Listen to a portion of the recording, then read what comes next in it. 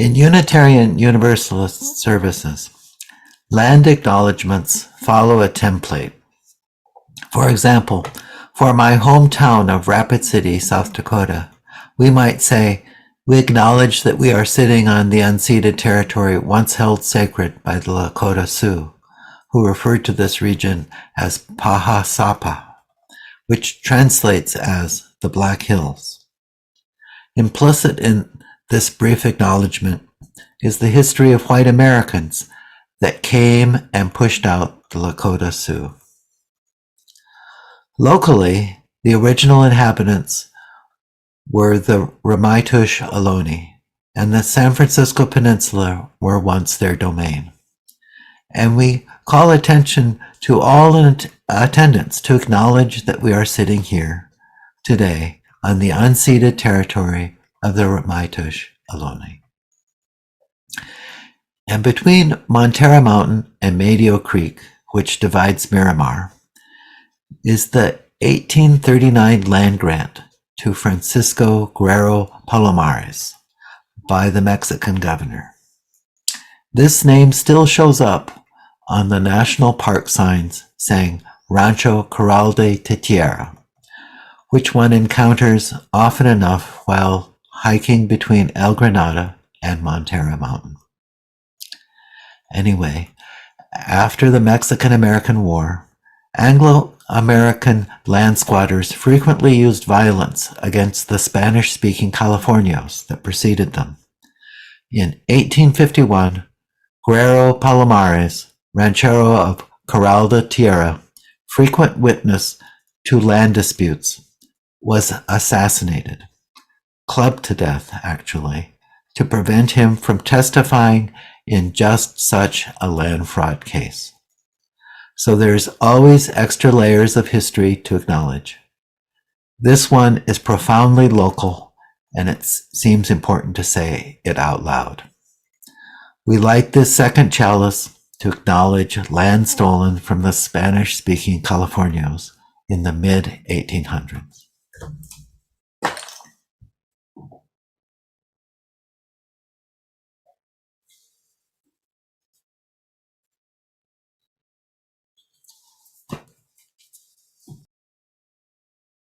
My pleasure to introduce Bill Heavlin as our worship leader for today's service.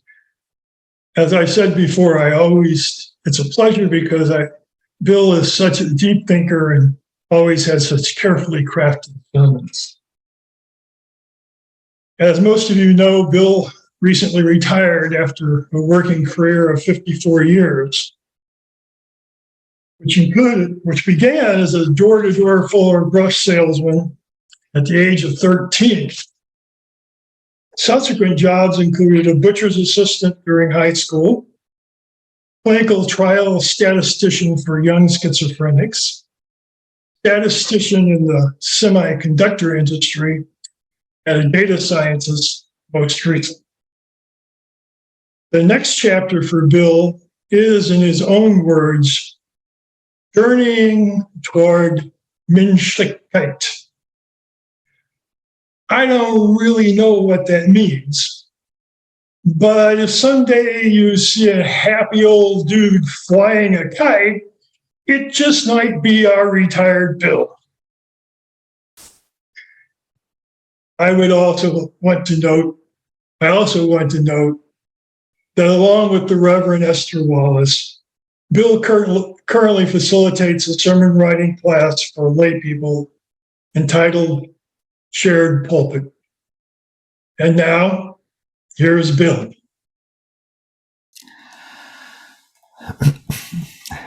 Thank you, Dave. Kind words and warmly spoken. Thank you. Let's begin in 1981. The year my mother died. I'm 26 with two older sisters. Shortly after the funeral, there's a falling out. For most of my adult life, I've been alienated from my sisters, from events in 1981, 42 years ago. 42 years is not just any number. It's the lifespan of my father. Born in 1914, he entered World War II with no college degree, exited that war an army captain, North Africa, Sicily, and southern France.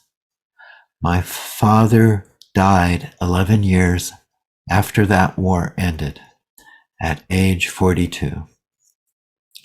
So 42 is the lifespan of a Heavlin male, roughly repeated by my father's brother. And I'm here, not by some dilution of ancient genetics, but by the miracles of modern medicine. So I called up one sister.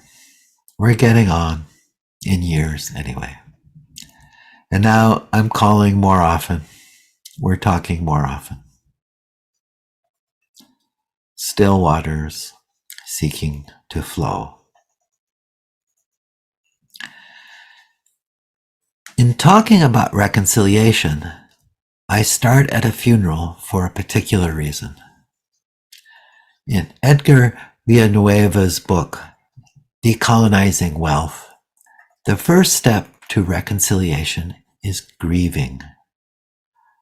My sisters have been grieving my mother for 42 years, and I've been grieving the loss of my sisters for 42 years. Grieving precedes reconciliation. And reconciliation seems to be in the air. In this talk, 3 reconciliations touch me because I care enough for them to touch me. With my sisters, just as mentioned. In UU, both within UUCC and also with other California UU congregations.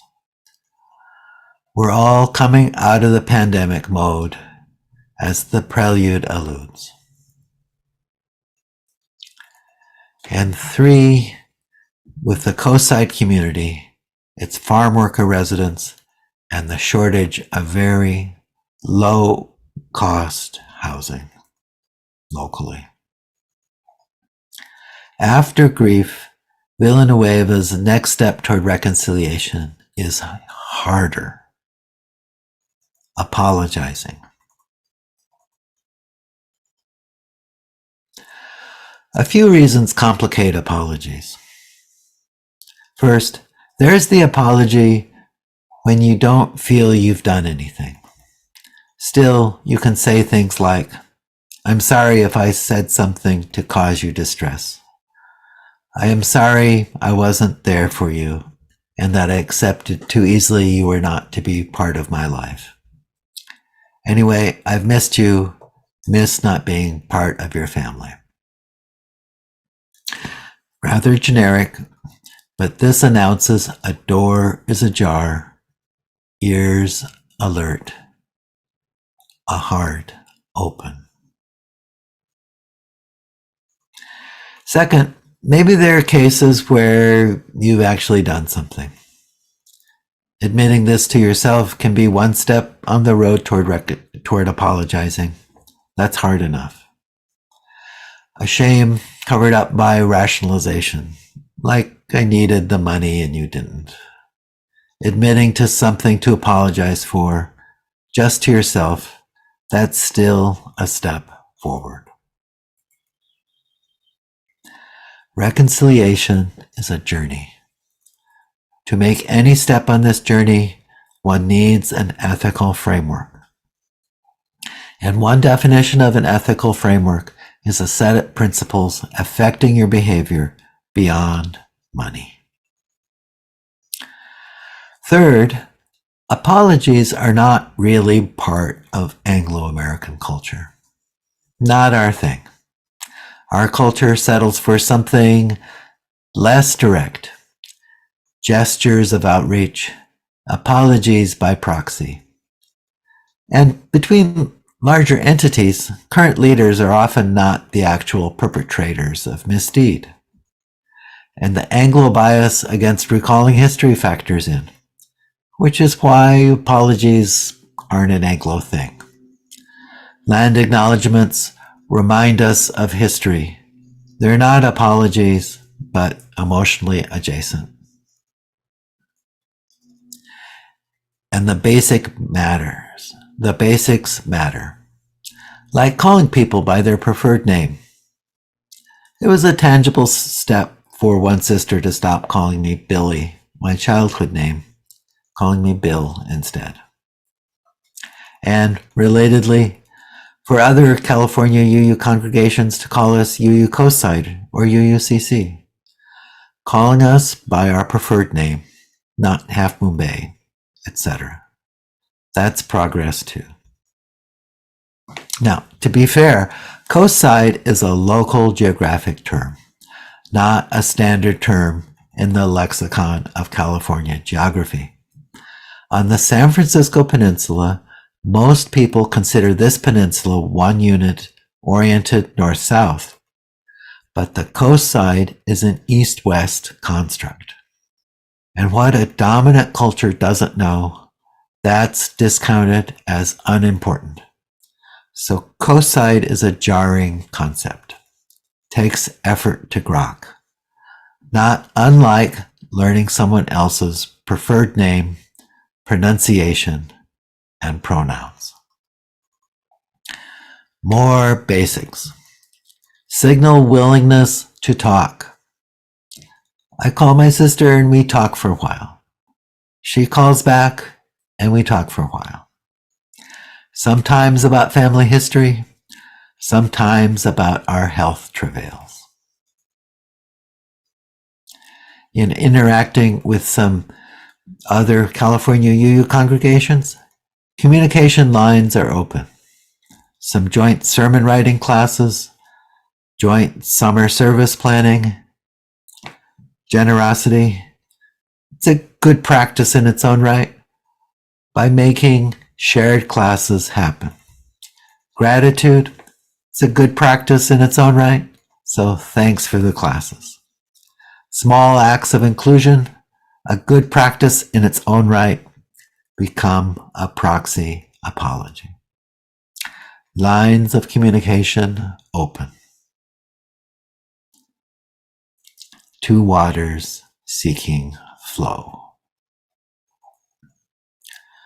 More basics.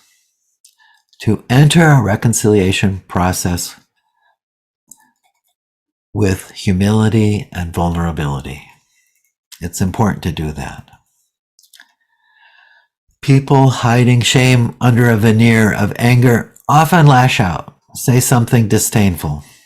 Some bully egos need that verbal blow before settling down. My rule of thumb, accept the first barb, but not the second. Vulnerability means taking one punch, but not two. And you can always say, ouch. Still more basics. Being present and willing to listen deeply with curiosity. Curiosity, respect, active listening. CRAL. That's the modern formulation. Curiosity, respect, active listening. That means you don't come with all the answers because you're curious. You arrive willing to listen to your own self deeply with vulnerability and to your counterparts deeply with reciprocal vulnerability. Willing to ponder the next right step, not plan the whole scheme. Reconciliation is not like rebooting a computer or replacing a light bulb. Spiritual journeys are not business deals either, where someone writes a check and a problem goes away.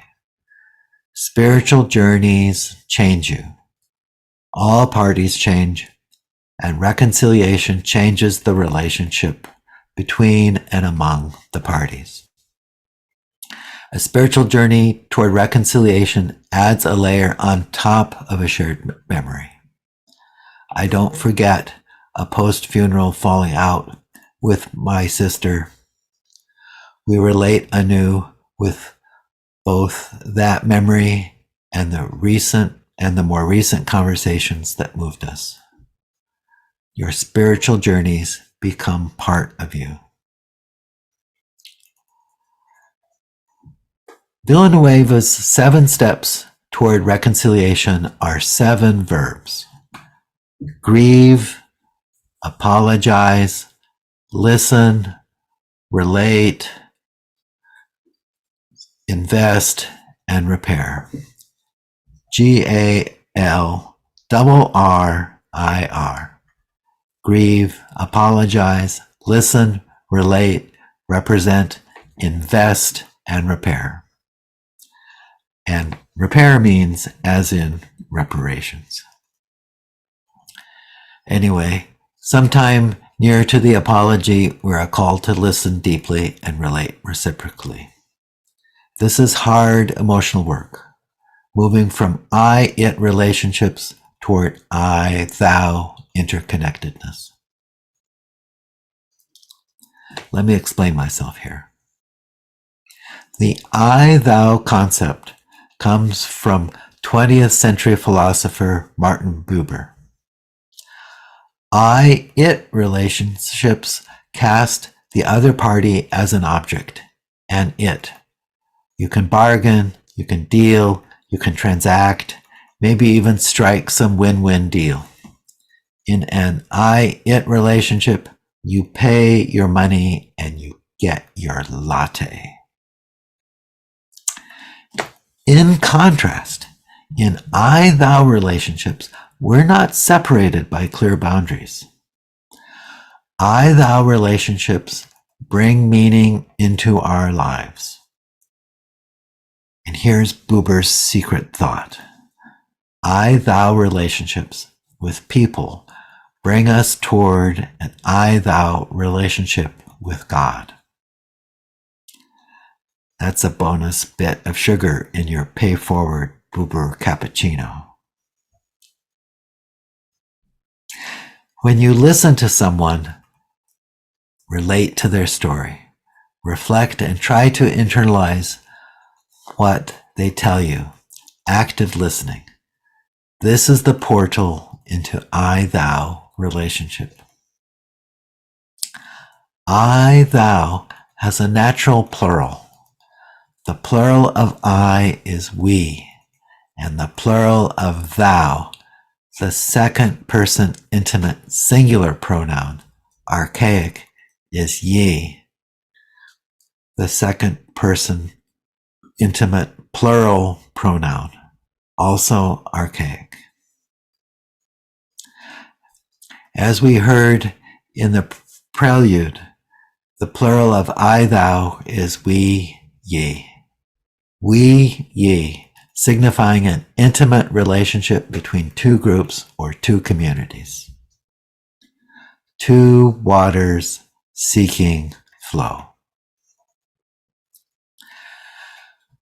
So in a dialogue working toward reconciliation, we are called to listen deeply and relate profoundly, exchanging acts of inclusion, generosity, and gratitude, moving from an I-it to an I-thou, we, ye relationship.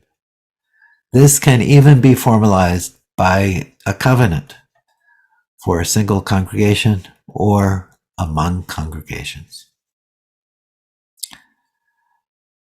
Now, today, for illustration, I've alluded to UUCC and some other UU communities.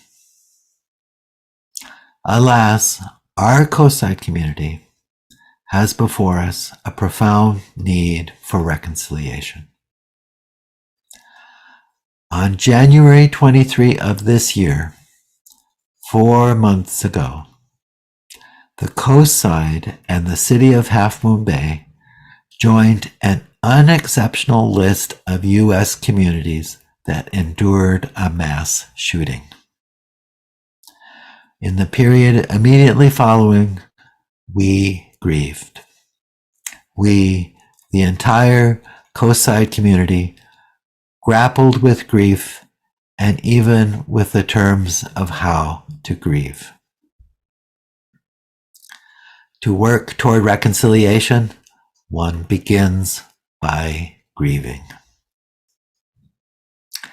And in the process of grieving, we learned names. And in the process of grieving, we learned something of the lives paired with these names.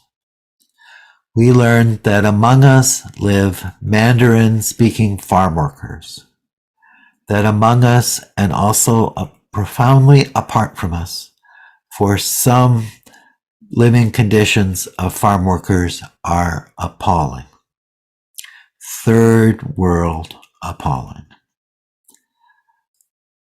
And in the process of grieving, some of this community, some of our wiser souls, saw our own reflection, our own harvest of history. These souls saw reflected the local allergy, the coastside allergy to low-cost housing, an obsession with low taxes and low growth, policies years long, decades long, with 4 policy dimensions. Transportation ever funneled onto Highway 1. Water supply constrained. Sewage capacity constrained. The public education system systematically underfunded, and 4 low-cost housing permits limited. All policies arguably environmentally friendly. That's the cover story anyway. And these policies are also exquisitely tuned to immiserate our local farm workers, and indeed all our low-wage workers, our teachers, firefighters, local government workers, food servers, and so on. This coastside community has need for reconciliation. And while some have transformed precious building permits into big dollar mega homes, others, like me, were just sleeping.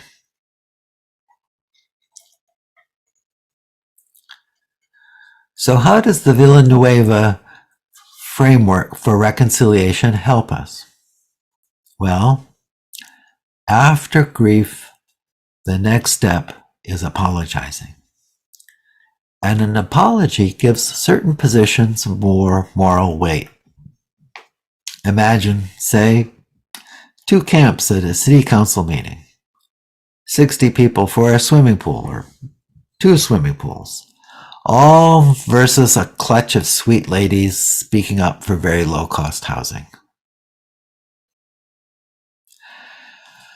Everything else equal, a politician might go with a swimming pool.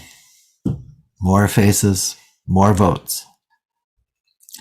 But an apology for past obstruction of low-cost housing, or a proxy apology, like stating the right to affordable, livable housing, that means everything else is not equal. Then low-cost housing has with it not only a handful of voices, but also the moral authority of an apology, a statement of principle that might prevail. Is the quest for low-cost, very low-cost housing a spiritual journey? Those monthly last Friday marches, vigils really, they feel that way. Maybe have that feel. Like I'm somewhere I've not been before, with people I've mostly not been with before. That seems like a journey, all right. And I'm walking in a vigil. That's something I've not done before. led by Alice, in concert with Co-Side Faith in Action, I'm following along, lending ballast to this bigger thing. This is not my comfort zone. Showing up can be inconvenient. This isn't my cozy TV couch lit with national news. Seems like a journey to me. I'm not where I was yesterday, and I'm not comfortable. So I'm trying to listen. That's a new experience. It seems like a journey encountering the goodness of others, listening to the needs of others. They're describing what it's like scraping rent together to share a fraction of a room, doing homework on the space of a small mattress. Ripples in still water. I showed up at a city council meeting, t-shirt saying, "Live generously." Did I have some advice? I sheepishly report that I gave some. But that's not key to my journey. The listening part, the relating part, my presence amplifying the cry for low-cost housing, this represents the spiritual journey toward housing justice. Showing up, being present, rippling. And I don't know what happens next. Journeys are like that. Spiritual journeys are like that. You settle for seeking the next right step, for seeking the next right deed, then looking around, listening, relating, representing. Rinse and repeat. Try to do what seems like the next right step, then listen, relate, represent, invest, and repeat. GALRRIR. Grieve, apologize, listen, relate, represent, invest, and repair. Rinse and repeat. Journeys are like that. Some things seem the same, and at the same time, they're different. Can this community move from the simple politics of I-it advocacy to the spiritual journey of building I-thou, we-ye community? What an extraordinary, extraordinary prospect. What a journey toward becoming a newly connected community, a we-ye community. And ye all can help build this community. In Half Moon Bay, vigils for low-cost housing occur last Fridays of every month, 6 p.m. March is calling for 1,000 very low-cost housing units, starting from Alice, 636 Purisima, Half Moon Bay. Next one is this Friday, May 26, 6 p.m. And to a we-ye community, ye might bring more ideas. I double dare ye. Or listen, sitting on the verge of discovering the extraordinary ideas of others. Still waters seeking flow. Anyway, nowadays I'm in touch with one sister. One is not two, and one is not zero. That's a spiritual journey too, and I don't know where it's going. And I could probably use some guidance, and I don't know what that means. So I don't know where I'll wind up. Ripples. Ripples in still water. I and thou, we